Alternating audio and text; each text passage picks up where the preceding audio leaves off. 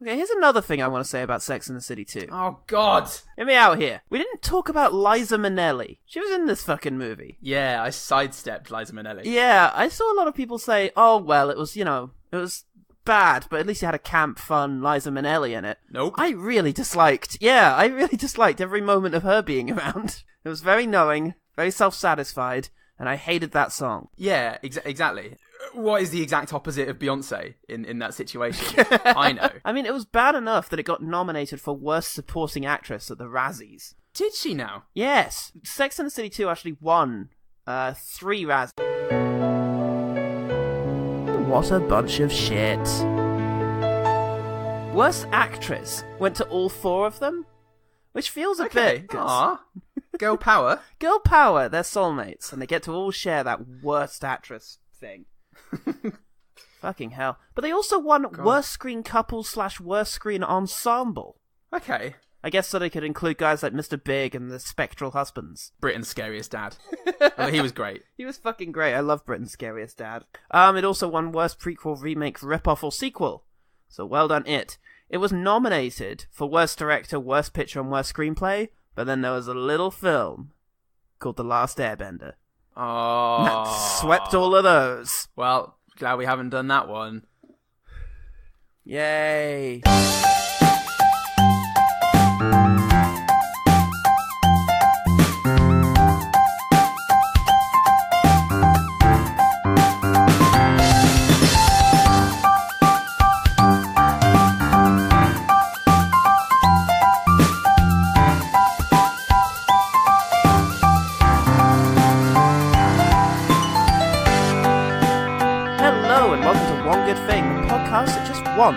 Wants to wake up to find its statues with the same expressions they had yesterday.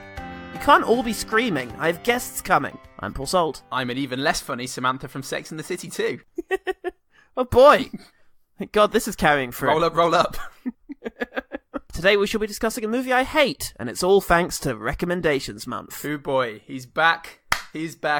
And he's brought all of his friends, and by friends I mean more shit films. Legs 11, it's Matthew Gray, a Clockwork writer, who sent in this tweet. I woke up this morning thinking, I wonder if those peeps at OGT Pod can find the one safe corner of the shit show that is 1999's The Haunting. Or can they? Or are the real ghosts the pools themselves? Hasn't been proven yet, but neither disproven. Nobody's that interested. It's an interesting question, but since we last spoke, Matthew has become a dark, shapeless mass in a haunted house of his own making, absorbing everything in its path. So let us know how that's going for you, mate. Drop us a line, if you can. If your spectral form can handle the old phone. Yeah. Of your digits.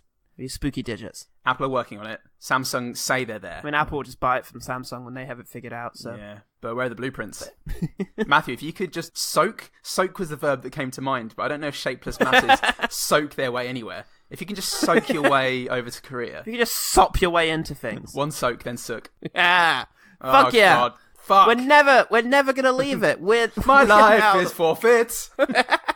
The Haunting in the City. Yeah. There once was a house. A bright, happy home. Something bad happened. Now it sits all alone. You don't tell the rats they're actually in a maze. The 1999 adaptation of Shirley Jackson's novel, but basically a remake of the film by Robert Wise, the director of West Side Story and The Sound of Music. Oh. This version is directed by Jan de Bont, who made Twister and Speed 2 Cruise Control. He also produced Equilibrium. Yay! Did he now? Well. Time for the Fright Fest. Paul, you know how in Attack of the Clones, after Hayden Christensen murders all those sand people, Yoda has a kind of vision of him doing it? Or pretends to, anyway. Oh, yeah. Well, apparently, in that scene, you can hear Liam Neeson's Qui-Gon fishing, yelling, Anakin, no! Which is very dumb, and unfortunately means that Neeson is a three-man. Oh, free to a man, free in the bush, free, yo. Films are shit, mate. Yes! I don't like it. An actor as fucking bizarre and powerful as Neeson deserves better, but let this just be another thing that Lucas has taken from us. I know, God. Well, this is the thing. We would have gotten to a Liam Neeson three-man eventually. And by eventually, we'd have just had to pick another film from the last 10 years that Liam Neeson did. So, we're just getting in there before anyone says it was cool to hate on Liam Neeson. We're going right for the haunting. Right in his hauntings. Now, who wants to remember the much maligned segment, Oh, What a Lovely Score?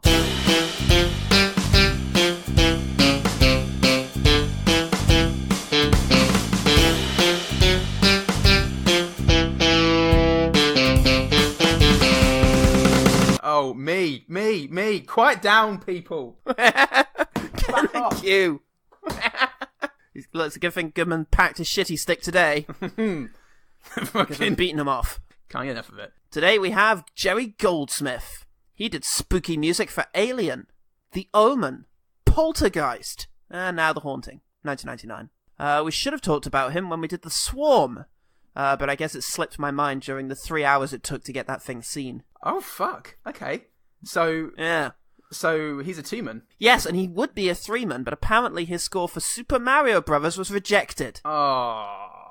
No. This is not what we're going for at all. Did you go and see Dennis Hopper's makeup test, like I asked? Well, I didn't really have time. Yes, well, it won't do, I'm afraid. Now, if you'll excuse me, I need to go sober up Bob Hoskins. Billy, Jimmy, Emily, you come with me. Got a busy evening. Oh, fucking hell. It was good enough for Jan de Bont, though. Many things are good enough for Jan de Bont. The second cheapest wine on the menu. Oh, God. Critics came at it like an inexplicably massive flu shaped like a lion's head. Oh. Lisa Schwarzbaum, which means black tree, right? That's pretty cool. Yeah. Over at Entertainment Week, which means black tree, I think. Said the scariest thing about The Haunting is how awful it is. No, worse than awful. Oh. Desperate.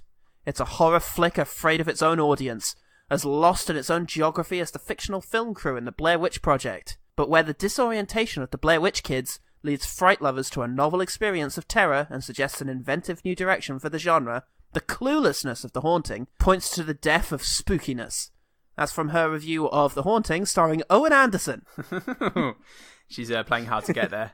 Hates desperation.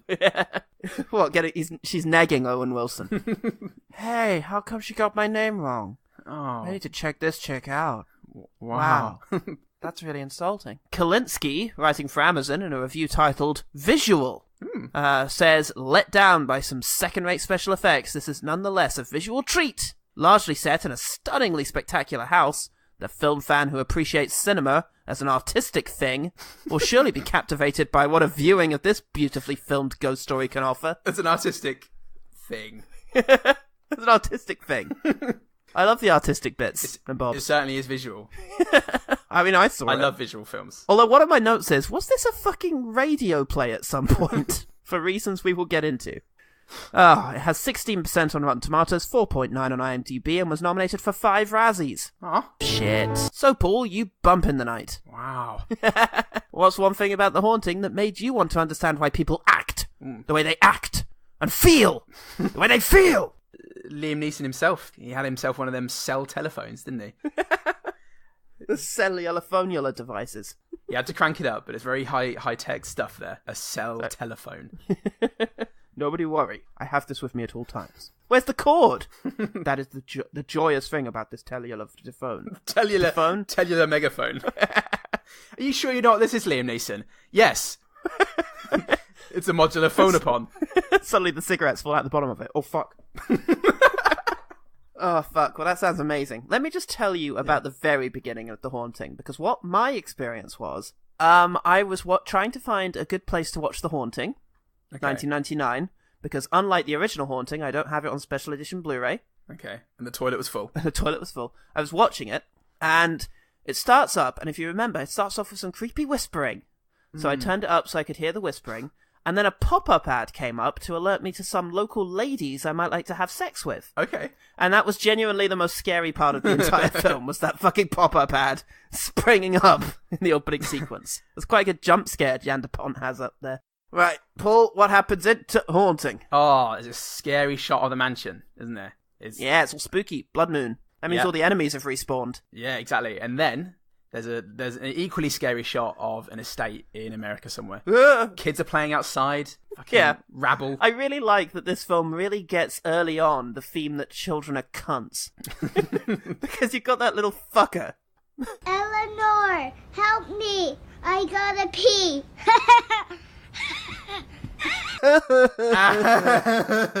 It's a good thing this film doesn't hinge on us having sympathy for a bunch of kids. Yeah, it starts basically with oh, what's her name? I don't just want to call her Nell because I know the name of every other actor in this film, and I don't just want to call her Nell because it would suggest that I didn't really respect her as an actor. Oh, but she was in Ransom and High Fidelity, and The Conjuring. Oh, was she in High Fidelity? Do you remember the woman, the relationship that Rob was in after the two of them had broken up with different people and they were just pathetic together? Oh.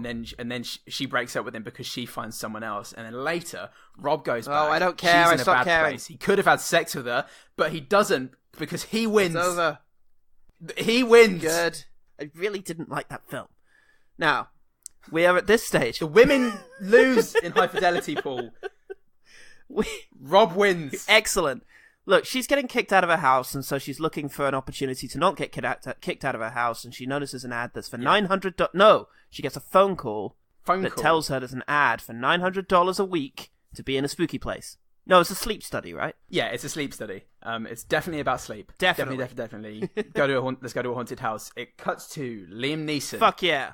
He goes off to deliver 58 minutes of exposition to his boss. Yeah, after he goes and drinks 4 liters of fucking caffeine so that he can deliver the performance that delivers. The only problem with fear is that it's largely become inappropriate and non-adaptive.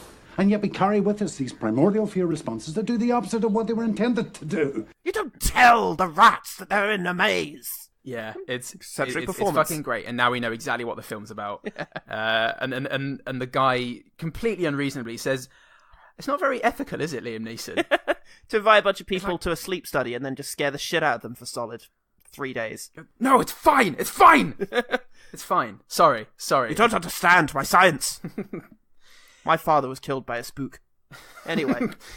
Yes. So yeah. Eleanor arrives at the house, at the spooky house. It is a spooky house. And who's here but Bruce Dern? Bruce Dern! Bruce Dern! He jumps out. Sorry. Oh, I'm not sorry. That's literally the best bit of my day. I do it every day. I'm Mr. Dudley, the caretaker. Which leads me to believe that Bruce Dern writes into his contracts that at some point during any film he's in, he needs to say his name and his profession. Because this is after Bobby LaGrange, the detective. I'm sorry, I just don't want people to get confused by Bruce Dern the actor. Anyway, now I've given you a dressing down, please go inside and meet my horrible wife. And she's horrible. Anyway, she basically says, breakfast is here, dinner is here. We stay well away from the house at night, in the dark. At night. Yes. In the dark. With an owl. When I was a kid, I was so fucking sure the Dudleys at this stage just leave the house and then come back at the end of the movie. Like they had worked out a deal with Liam Neeson to just be away. But no, they're still living in the house. We just never fucking see them again. What? They stay. They're in the house. But then they go back to the house at the end of the film. That's just the morning. They came every day. Oh yeah, they came every day. Sorry, yeah, they left leave at night. Yeah. As far as I'm concerned, that whole film happened in one night anyway. I had literally no sense of time. Fair enough. It's like Interstellar. Yeah. At this stage, Catherine Zeta-Jones shows up in order to deliver her incredibly contrived first line. Don't worry, I'm not an obsessive packer. It's just asking people to help me schlep this stuff is a cheap and exploitative way of making new friends. They chill out for a bit. And they have a conversation when none of the lines match each other. I'm supposed to be an artist, but I've been distracted from work by love, you know what I mean? Not really. Hey, don't tell me Boston's different from New York. Oh, you mean you have trouble with commitment? It's hard when you're the only one at the party, you know what I mean? No. Blank canvas. I could paint your portrait directly on you. Well, I'm sure Boston can't be that different from New York. You have a problem with commitment, don't you? What? Don't you hate the feeling when you're the only one at a party? You know what I mean, don't you? No. What's happening? God, your face. I could paint a portrait of your face onto your face.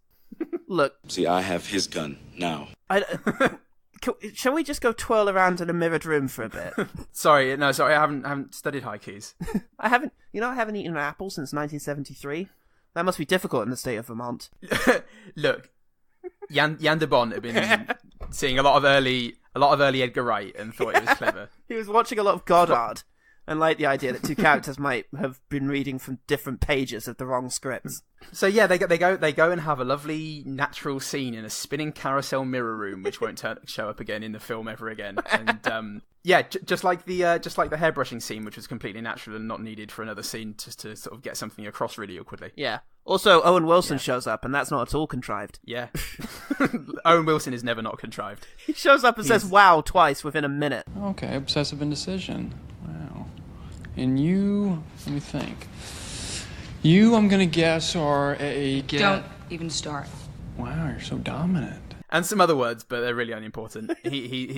He's got a thing for Theo, and he's a wisecracking Owen Wilson type, and that's great. With the cheesiest smile. Then Liam Neeson shows up with his assistants, and he's got a lovely experiment to do on all of them.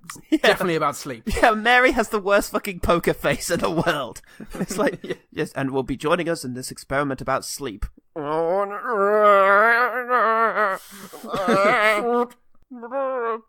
Isn't that right, Mary? Oh, no! I mean, no! I mean, no! I mean... No! I mean, yes! I mean, no! Anyway, thank you, Mary. So, anyway, let me tell you a story about, a scary story about the house. Oh, God! Says Mary. I can feel it in the house! I feel it happen! I can... Ah! My face! It was my face. I can feel it in this harpsichord. Ah! Ow! I can feel it in this collection of battle axes. I can feel it in this barbed... Van Dyke wearing a ginger wig. I can feel it in this barbed wire pit. Ah! There's something wrong with the house. I can feel it through this window. No, it's not the house. Mary's just genuinely psychotic. Let's get her to a hospital anyway. The gate is still open at this stage. Oh yeah. So they haven't. Bobby left... LaGrange must have forgotten to lock it. They throw her over the gate. It's her birthday. They give her the bumps, and she goes all the way over. I can feel the house in this game. But she's alright. She's lost an eye probably. But I feel it in these dogs. Quick, guys, get her on that gurney. It's alright. I'll inject her with 30 cc's of diazepam. Stat. Dwang. Diazepam shouldn't explode. Mary wasn't long for this world. Mary's gone, and Todd, the other guy, is fucking gone as well. That was Goodbye, his Todd, fucking in your big name. 90s suit. How did you know that? I had him down as Mustache. Because Liam Neeson calls him Todd, and I went, Todd? That's not a name. Oh, fuck me. It's because Todd went, I need a fucking drink. And that's a very Todd thing to say. Todd in a film would say, I need a drink. Then there's a night scene. There's a whole bunch of terror outside. Bunch of knocking. They get very scared. Mm-hmm. Then Owen Wilson shows up with Liam Neeson in order to look around the room. Turns out everything's fine. Probably pipes. Only it definitely wasn't pipes because, A, we saw the door like slamming really hard open. It wasn't just a noise like it was in the original. A nice ambiguous noise. We saw the fucking door slamming. Yeah. And B, all the fucking statues in her room turned to look at her, and she noticed. There is that, yeah. So, hey, this place is fucking haunted, definitely. Well, there are levels of haunt, aren't there? Every 18th century manor that I've ever been in has twisting statues, gargoyles that come to life, and a portrait of Beast from X-Men on it. Yeah, every time Nell has to scream for a prolonged time, what's her name, sorry? Lily Allen? Lily Taylor? Lily Taylor. Every time she has to scream for a long time, I just find it funny because it's always just a very flat yeah, Kevin McAllister style. She didn't get much work after this, did she, Lily Taylor? She's not a scream queen. She's not She's not your Jamie Lee Curtis. I did actually write down that it was. I was impressed with The Haunting for not having a scream at every single thing, but that might have been why. Jan de Bont went, oh. Even I have to concede this isn't working. Even me, Jan de Bont. What was that? Nothing, Owen Wilson. Carry on exactly as you are. Catherine Zeta-Jones turns to Owen Wilson after he nearly gets his head knocked off by the lion thing, foreshadowing. Or not, I don't know. Catherine Zeta-Jones says to Owen Wilson, Are you okay? No, I'm not okay. Did you not see that thing? It almost crushed me. Yeah, I saw it. Jeez, I was only asking. Are you okay? No. Well, fuck me for asking. Yeah. Just Jesus, I'm sorry. I'm so fucking sorry I took an interest in you. Jesus. Well, what? I was a little No! We're done. We're fucking done professionally. We're fucking done.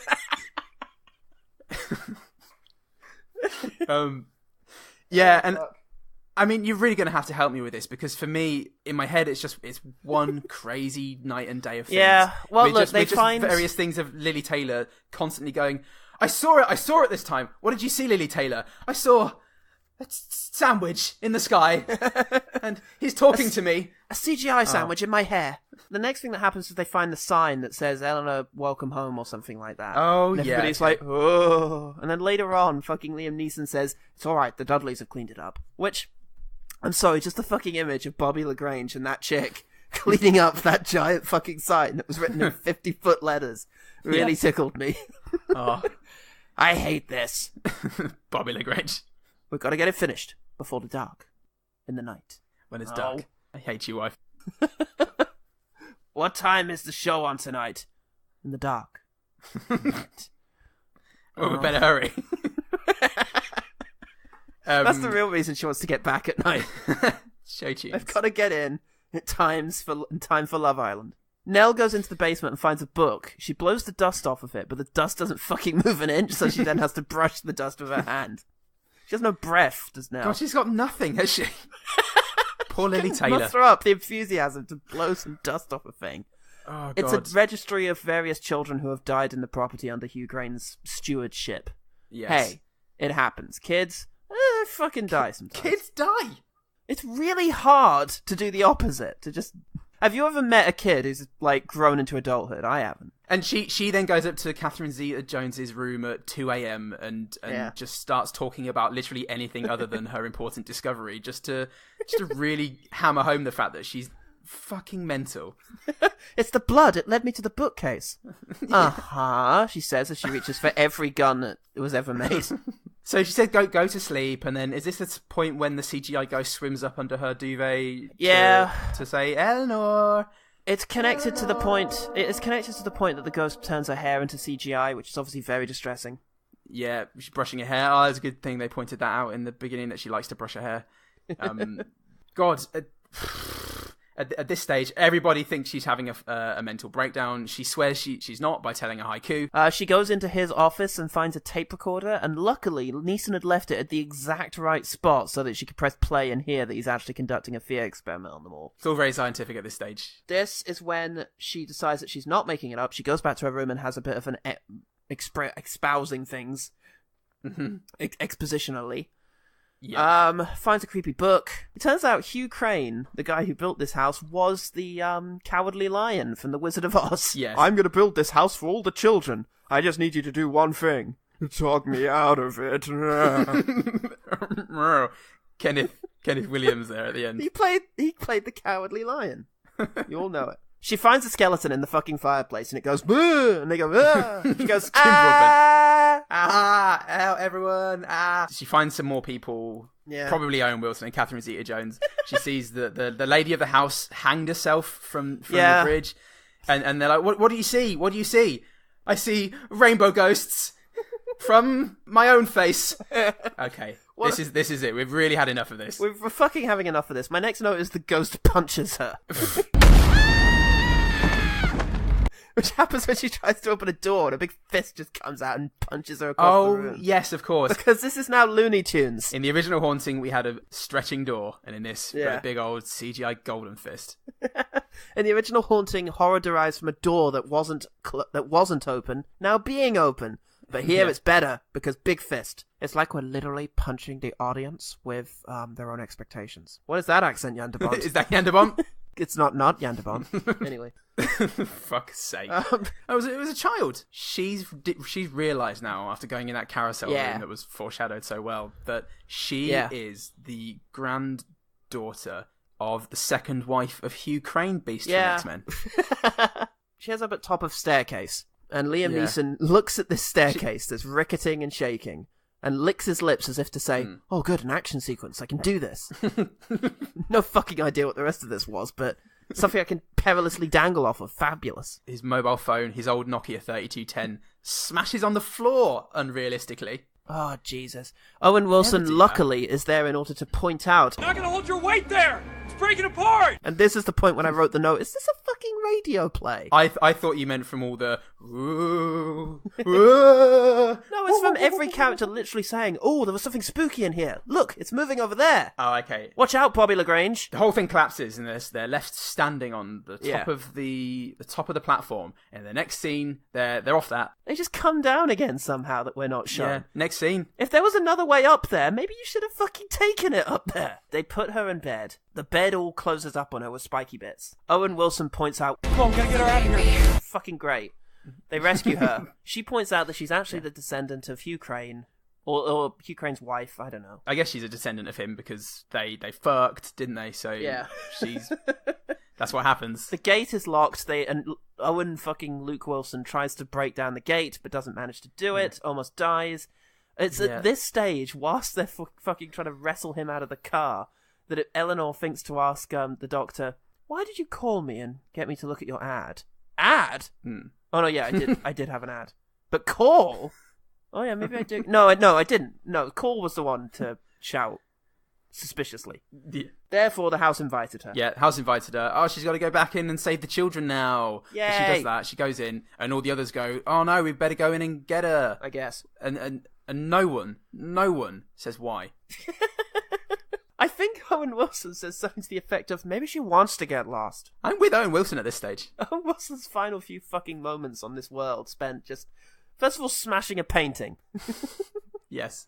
And then he gets his head kicked off. Like Ghost. Yeah, like Ghost. Gets it bit right off by an angry metal lion. So he's dead, and there's a big scary explosion. Yeah, well... spooky. This guy, the Hugh Crane, who's been sort of manifesting in the walls and the ceilings of the house, is now a big bloody ghost. Yay! Spooky. Is it her anxieties made flesh? No, it's ghost. Ghost, mate. Yeah, Lily Taylor stands up and goes, "I'm here to save the children and stop you now." She talks it to death. She goes all roomy and weepy-eyed and goes, "Oh, I can't fucking stand this." Fucking women, am I right, mates? Yeah. God, I'd rather have the kids and the birds. Oh, Rami, that's second wife. down mine with thee. Fuck this, I'm going to hell. So he goes off to hell. The kids trap him in a wall, and then, yeah, she's dead. She's dead, but she goes to heaven. Don't worry, it's not a bad ending. Everyone's happy. Yeah. Bobby LaGrange shows up and is like, what are these sluts at the lake done now? Yeah, and Liam Neeson just ignores him. And that's the end of the film. I really don't care about your opinion of me or my actions. You're fucking beneath me. I never have. Never fucking have, Bruce Dern. You mean Mr. Dudley? Sure. And and then it's the end of the film, and then the fucking carousel music plays over the end credits. Fantastic. I don't think I actually stuck around that long. I think I closed the window during the zoom out. Fuck this. Paul, I'm going to make a controversial statement here. Go ahead. This irritated me more than Sex and the City 2. Okay. I know it's shorter, which is in its favour. Yeah. But, wow. Sex and the City 2 was pissing all over the legacy of something that I was familiar with for a week. Okay. And was doing it quite effectively, I will admit. But this not only pisses all over the original film, and I assume the original source novel, I've not actually read it. Maybe this is closer to it. It's not. It mentions Owen Wilson. Wow, says the fucking Luke. Pete guy. Luke. Yeah, it not only pisses all over this fabulous story and this very creepy original film, but kind of the entire horror genre. Yeah. The characters have lost all of their charm and their nuance, especially Dr. Marrow, who's such a fucking firecracker in that original he's film. Incredible. I asked you to watch the film before the remake, incidentally. What did you make of it, the original? Oh, it was great. It's one of those. Yay! It's one of those movies now that has so many of its tropes have been parodied ruthlessly, like the voiceovers and the sort of the stings and. Yeah, and things like that. But the dialogue and the dynamic between the characters is perfect. Oh, the dialogue is so good. The dialogue is some of the best that I've heard in all of cinema. It makes Quentin Tarantino look like fucking E.L. James. It knows my name! Simmer down, Nell. It could have said any of us. It knows all our names. Did you write it? Please tell me. I won't be angry or anything. I just want to know so that maybe it was only for a joke to frighten me. You know none of us wrote it, baby. She's lying. I could swear she did. Easy, Ellen, easy. I clear breakfast at 10 o'clock. Yes, I want to write your name anywhere now. I set lunch at 1. Because I didn't wait to have breakfast with you. That's the way I agreed to. You're way out, baby. You don't know Theo as I'm beginning I to. clear up Mrs. at Dudley, 10. please. Nobody blames you for being upset, Ellen. It's 10 o'clock. Oh, why me? Why should I be the one chosen?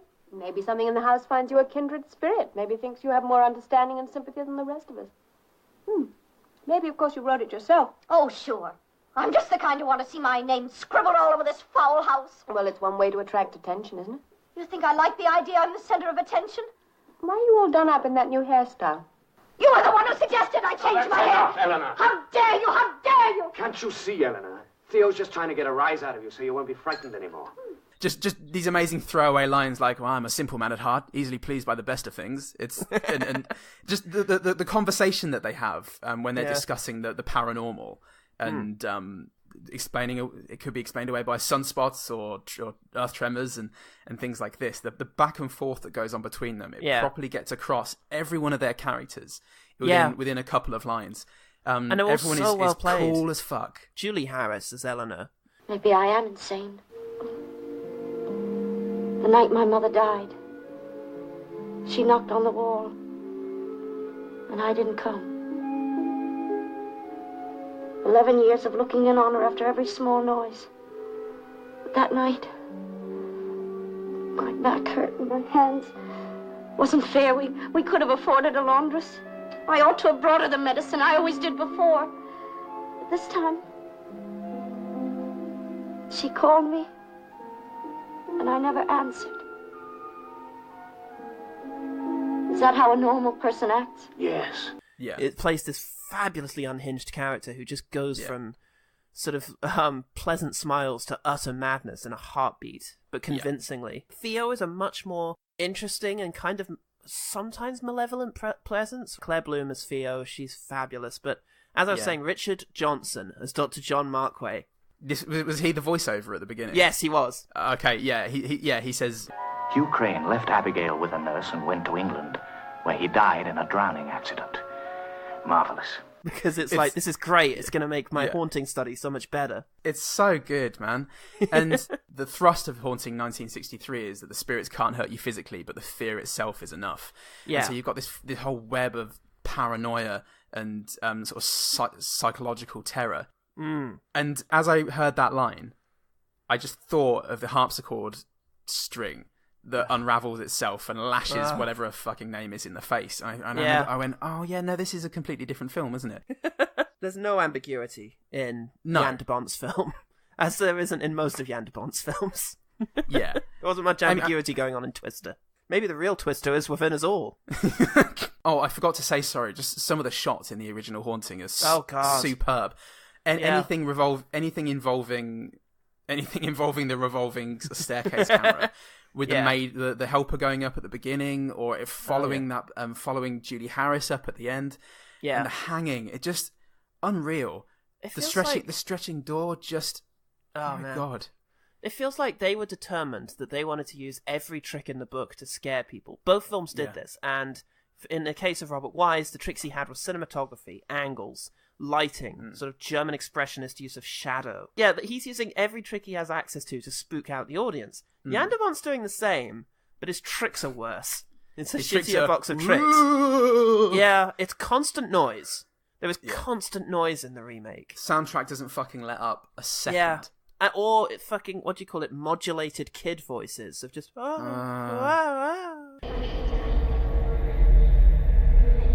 CGI is ridiculous. The CGI isn't scary.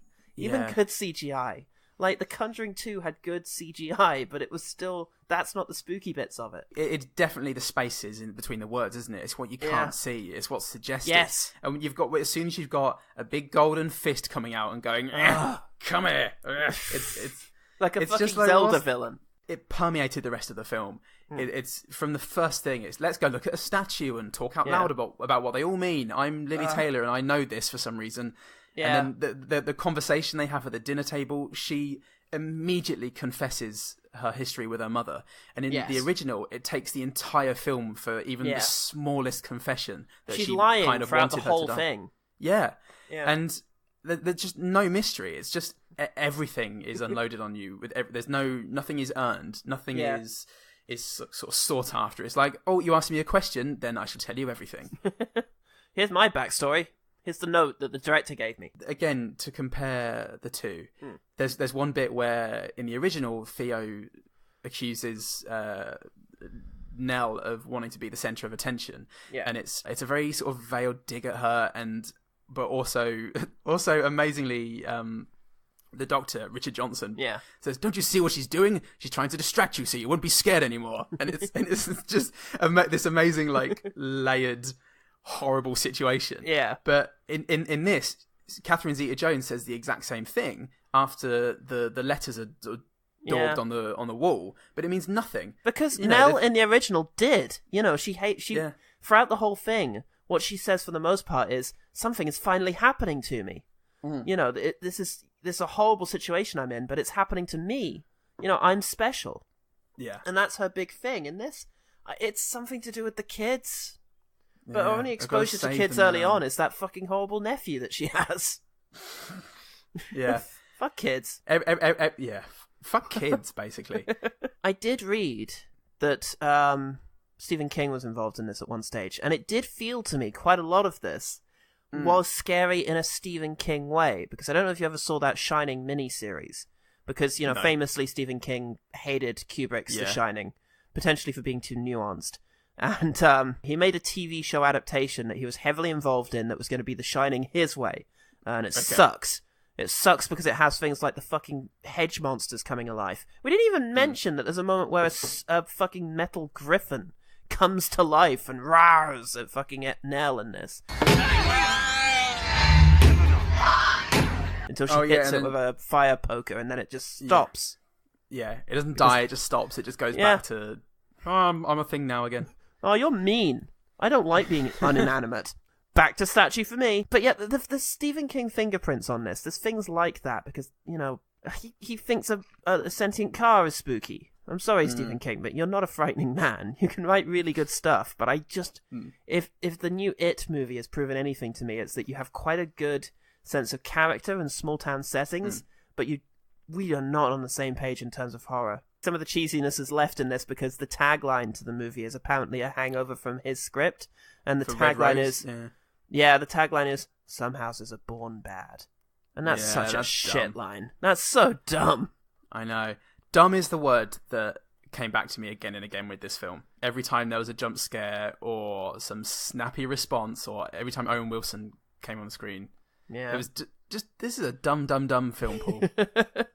What a silly film. And dumb, smelly film. It frustrates me because horror is so much about nuance and about atmosphere and about subtlety.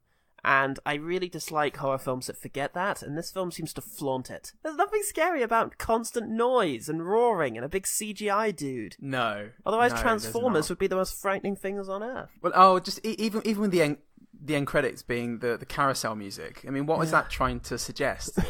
Just...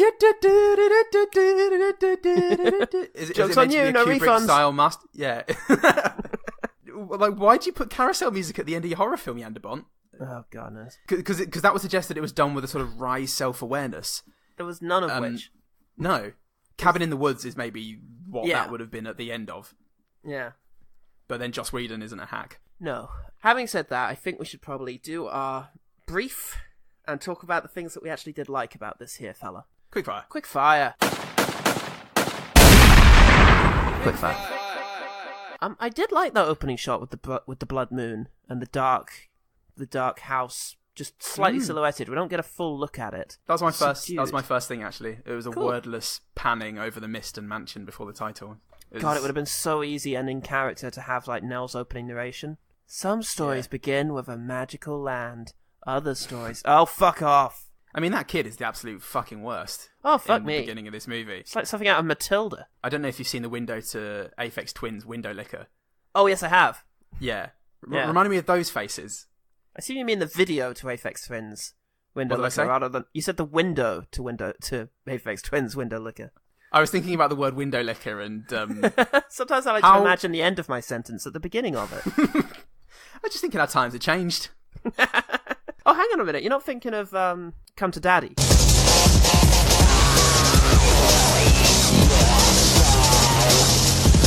No, I'm thinking of window licker. When they've all got his face on all the women. But on the women in window licker. In Come to Daddy, the kids have his face. and they go and smash up a grand. Yeah, but I thought of window liquor. Okay, fine. Look, we all thought about Aphex Twin. The specifics, unimportant. Oh, Virginia Madsen's in it and great. She's a two-man now because of Highlander 2. But she shows up here in what feels like a hint towards Candyland, maybe. But yeah, she's the bitchy kind of parent who, I've got to say, she's not as bitchy as the woman from the original, which again is everything dialed back. But yeah, still convincingly awful, which I like. I thought that Liam Neeson's expository chat with his boss, there was some provocative questions in there about recalibrating fear and understanding it, but the delivery of it all was so bad. By coffee fucking driven Liam Neeson. Yeah. No, you're right, and it doesn't really come up again, this idea that fear is at one stage a useful thing, but in current days has been attached to the wrong sorts of things. Maybe if it had been more about Eleanor's social anxieties, like with the rest of the group, like the original one was. Yeah. You know. Well, this is the amazing thing, that if you're going to do a film about the usefulness of fear, still just make it a psychological horror. Yeah. Not a fucking ghost movie. Yeah, there's a head on a spike, it's bad. The house is beautiful outside and in, but... Oh, yeah. I mean, it's fucking extravagant is the thing. They really have... With the interior of the house, no one would live there. It's a fucking madhouse. In the original, there's some plausibility there that, yes, this looks like a sort of stately manor. In this, nope, it's Jan de Bont's crazy house. Yeah. There's a skeleton behind that cupboard. It's striking. It's memorable. Oh, I mean, it looked great. I mean, yeah, what shot? If this were a sort of surrealist piece, you know, if this was in Crimson Peak, then yes. But it's not. It's in The Haunting. But it looks great. Bruce Dern's entrance from screen left. His "What do you want?" It was great. They contemporized Mr. Dudley's assholishness quite well. And oh yeah, because in the original he's a sort of old-fashioned farmer type. Yeah, you city folk. Come down here with your gay dances, your big ideas and bigger knobs. Well, I'll tell you something for free. We don't have that in the country. Don't need it. Yes, and speaking of I really did prefer the performance of the original woman playing Mrs. Dudley. So there won't be anyone around if you need help. I understand. We couldn't hear you. In the night. Do you have any idea when Dr. No one could. No one lives any nearer than town. No one will come any nearer than that. I know. In the night.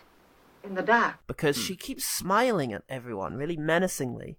Yeah. And it's kind of like, oh, I am being friendly, but just fair warning, I'm not fucking coming near this house after dark. Oh, for love nor money. You're on your own. Oh, you couldn't fucking force me, mate. But in the scene where Lily Taylor is imitating her kind of shittily, I did like the sassiness of Lily Taylor. She gets a sort of impish smile on her face before she does it. Mrs. Dudley also looks a bit like Michael Shannon, so good on her. I won't come out here again. Not in the dark. Not in the night. I will find him! What's wrong with Owen Wilson's face? He broke his nose. I think it was in a skateboarding accident. I don't mean seriously. Like... Oh, okay. I've seen Owen Wilson in things. I've seen him in some Wes Andersons. Yeah. In this, every moment he's on screen is hilarious. Oh, yeah. See how my old pal Theo's doing? Doing or wearing? Yeah, no kidding. Did you see what she had on yesterday? Wow. And I want to know why. Why is he... Because, like, there's literally anything he does when he's looking spooked out and staring around with his big old wet eyes, and when he's smiling with his weird little tiny smile in the middle of his face. It's beautiful. His eyes light up. He looks like... so funny. He looks like a jug. It's just... Yeah, I don't know. Maybe it's just because every line that he had in the script was the exact same line, and it was meant to be said with the exact same... I swear to God, they just told him to improvise. Oh, wow, I'm a cheeky chappy. One of his old wows comes right at the end when he's just gotten out of the car that nearly killed him. And I swear to God it's on purpose because he's not even in focus, but in the background you just hear him go... It's a nervous tick, clearly. I mean, he's not the happiest of men. Does he do this in other films? There's a YouTube compilation of Owen Wilson wows, yeah. Okay, I'll watch that with great enthusiasm. I would... As you're speaking. Yeah, God, I would dub that out of my film. And I just play it solidly over the credits. All the wows you cut out. Yeah. Wow. Because I'm Jan de Bont and end credits mean nothing. Now, I've written CZJ for every time I wanted to write Catherine Zeta-Jones, and it is the hardest thing in the world to not say Sarah Jessica Parker. So I'm just going to say Sarah Jessica Parker from now on. No one will I'm not being paid for that. Sarah Jessica Parker's cries of glee as they're walking into the distance on a tour of the house. It's great. She's like Gollum who's just caught a fish. She's full of so much joy as it happens, and it feels like a real emotion. What a joy! What a love! Oh, I really like the idea of Liam Neeson story time. He just kind of settles in to tell this tale of Hill House. Sit down, everyone. It's some exposition time. I've got a tale to tell you. One day, some shitbags came for my daughter. Put them right. The end. Go to bed. It happened 3 times. Each time worse than the last. Each time a little bit more racistly. I loved it. I'd do it again. Liam Neeson. Racist. Bobby LaGrange, the detective. This is how Jan de Bont should start all of his films. Just each person standing up in their best accent, saying their name and profession. / role in the film. Liam Neeson, racist. The line, okay, obsessive indecision. Wow. Fucking yes, Owen Wilson. Mate. Oh, God, we need to do, like, actors who are known for, like, a single syllable. Like Keanu Reeves, whoa. Yeah. Keanu Reeves, whoa. Owen Wilson, wow. I feel like we've got someone just, I don't know who it is, but I feel like it's someone. You got Michael Shannon, who's just... That's less than a syllable. You got Jim Broadbent? True. Oh, you've got Jimmy Stewart, mate? Do you Jimmy Stewart? Oh. Yeah, there we go. What's the Paul Giamatti sound? It's not a sound. It's Paul Giamatti sound. Exactly. It's Paul Giamatti. It's not a sound. It's a full name. In the bin, Paul Giamatti. Get in there. Oh, fuck me. Okay. Oh, okay. An actual creepy moment. When she's running around seeing someone else's face in the mirror, that's quite creepy. And the chick they picked had quite a creepy face. He does some weird smiling. That was spooky. That's some spooky stuff. That's a bad sight. The exchange between Owen Wilson and Liam Neeson. There are some good hallways that way. How's this one? Not bad. There's a nice little exchange. It was kind of silly. It was. I fucking loved Luke versus painting, as I've written it.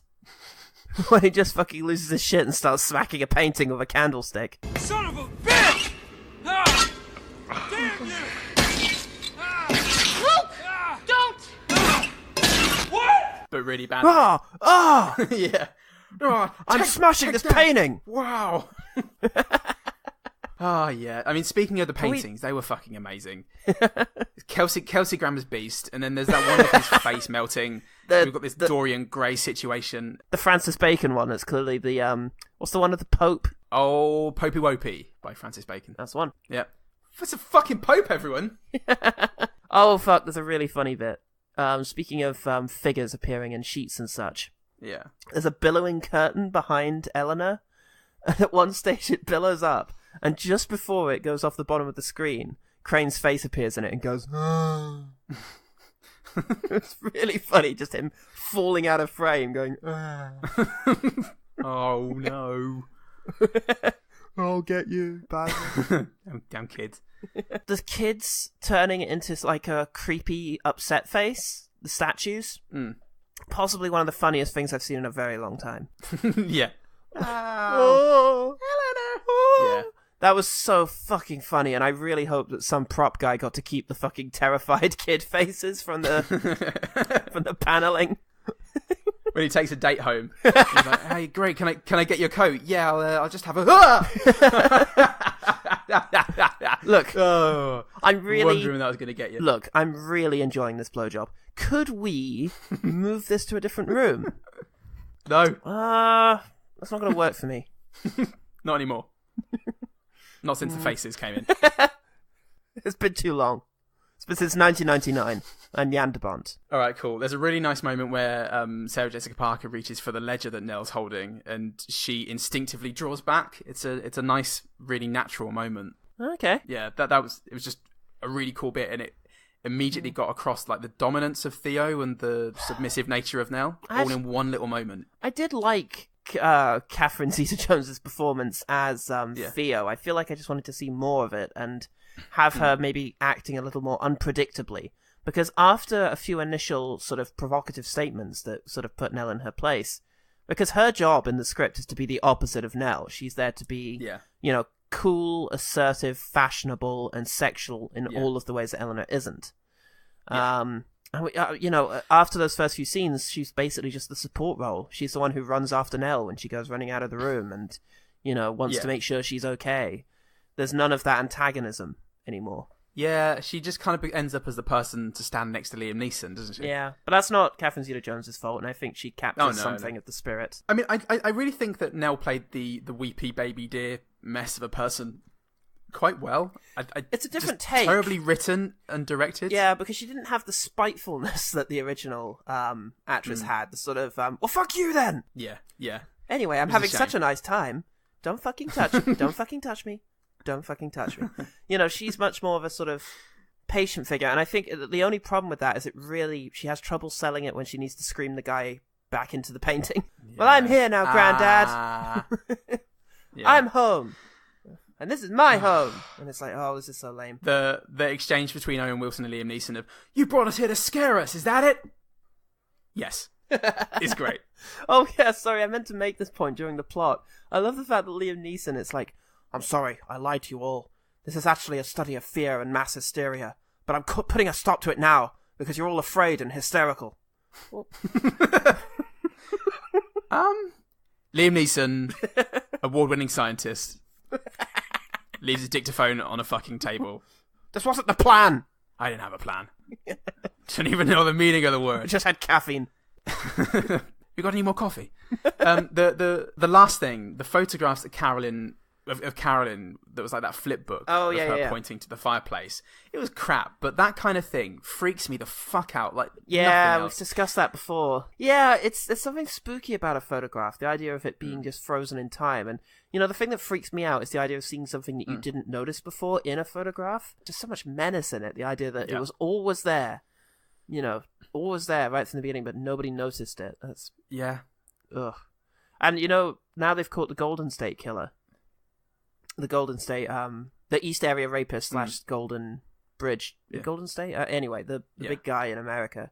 The original Night Stalker. They've caught him now, and they reckon that they've gone back through town hall meetings where they gave out sort of defense tips against this guy and how to stay safe on the streets, and they reckon that they can see him in one of those pictures. He attended those meetings. Man. That's fucked up. That is some fucked up shit. Well done, The Haunting. That's a good one to end on. All right, how about that OGT? Well, speaking about that OGT, Baby Beard Media said, wow. Wait, it's Mom upside down, and they're Australian. Oh. There you go. It's all about the mum. We love Lily Taylor, they said. Nell, also known as Mom. Thanks, guys. And Blokebusters podcast, Blokebusters said, to be fair, the dispatch of Mr. Wilson is actually kind of cool. The only character that people could really want to watch, gone so fast. A bold move. Want to watch in a star very... exploding way. Yeah. In a car crashing into an elephant kind of way. Yeah. Wow, I hope I don't go blind. Anything else? Thanks, OG Team. Yay, OG Team. All right, let's talk about the one better thing. The one better thing. Well, first of all, just the original Haunting. Okay. It's so much better. You've got to go watch that. Yeah. We also, I think, referenced Crimson Peak unless I cut it out, so go watch Crimson Peak because it's big scale horror in a spooky house that's very ornately decorated and over the top, but it's good. What's your actual one better thing? Well, the issue being that the 1999 Haunting veered madly away from the psychological elements, despite it being a psychological experiment about fear, and it was stupider and funnier for it.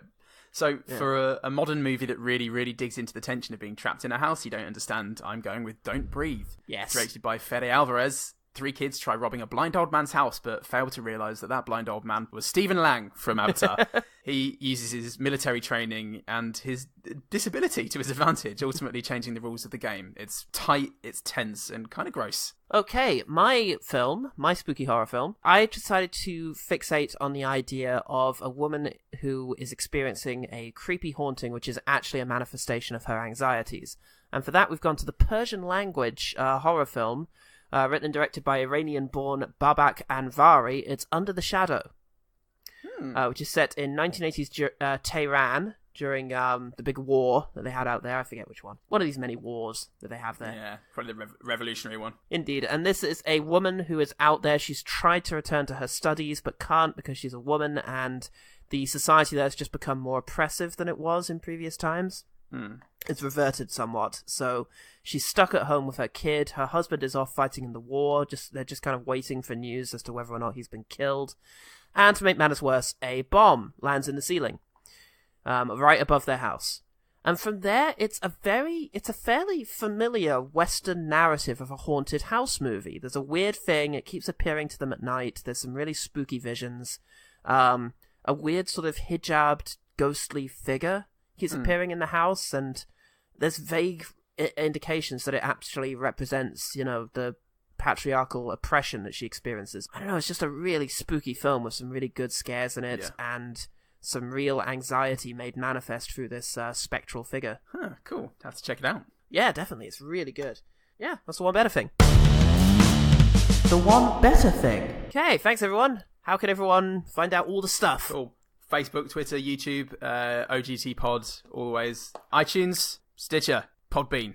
These are all the places that you can find OGT, the podcast. And if you really want to do us a solid, please write a review. Or recommend it to a friend. Either one of the two. Yay! Those of you who do both get a special poem from Paul Salt. Yeah. Roses are red. Thanks. It'll be better than that, slightly. That's just a taste of kind of magic that awaits you. Fuck yeah. I keep saying ye. I think it's the horror sort of old...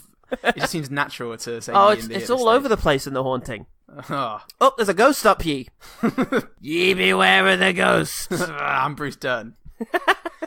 Ye be Bruce Dern? Aye. From the old country. The old country of Bruce Dernier. We'll call Bruce Dern there. That's why they fucking have to say what their thing is every time. Oh, shit. I'm Bruce Dern the carpenter. I'm Bruce Dern the dentist. Open wide. Is that Bruce Dern's fucking noise of nah? I think so. That's another one to add to the OGT annals. It fucking sucks in there, guys. Don't go in. If they were able to do a tour of the OGT mansion, they'd just fucking skirt right on past that. One little kid would open it and get sucked into a magical sort of nightmarish land where only a day passes in the real world, but 17 years goes by on the other side. Wow.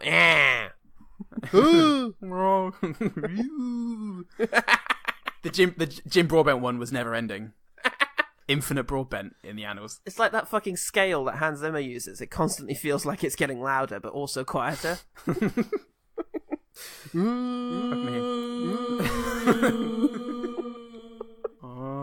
ne regrette rien. Is that Edith Piaf in Jim Broadbent's noise? You didn't regret you? No. We haven't got a noise for Christopher Nolan, and I think that says a lot about his oeuvre. Yeah. No, that's Julia Roberts' noise. You don't remember Mother's Day? Yeah. Oh, yeah, of course. Yeah. Oh. Yeah. Take it away, Hans. OGT jingles on ogtpod.bandcamp.com. Episodes 1 to 50 for just £2.50. My novel Dockhead is available on Amazon for $5.99. Get it! Do. That's one of them. So go buy it. Yeah. Royalties have dried up a bit, but... I was trying to think of something modern and ended up at REM. Anyway. Good enough. It always was. Take that, kids. Fuck all of you. It's so unpleasant. Get in that fucking furnace. God, I might be Hugh Crane. I'm Hugh Crane. I'm also Hugh Crane. Remember, the one good thing about The Haunting is wow.